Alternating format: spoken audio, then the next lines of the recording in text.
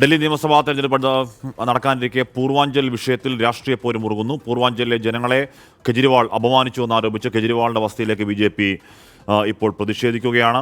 പൂർവാഞ്ചലിലെ റോഹിംഗ്യകളുമായും ബംഗ്ലാദേശികളുമായൊക്കെ ബന്ധിപ്പിച്ച് ആം ആദ്മി പാർട്ടി ദേശീയ കൺവീനർ അരവിന്ദ് കെജ്രിവാൾ തെറ്റിദ്ധാരണ നടത്താൻ ശ്രമിക്കുകയാണ് എന്നൊക്കെയാണ് നേരത്തെ ബീഹാർ ഉപമുഖ്യമന്ത്രി സാമ്രാജ് ചൗധരി അടക്കം പറഞ്ഞത്. അപ്പോൾ ഇലക്ഷനിൽ ഒരു അജണ്ടയായി മാറും തോന്നുന്നു. അച്യുതൻ വിവരങ്ങളും വച്ചിരുന്നു. അച്യുതൻ, ഈ ഘട്ടത്തിൽ ഇലക്ഷനിലെ ഒരു പ്രധാന പ്രചരണ പോയിന്റായി അത് മാറുകയാണോ?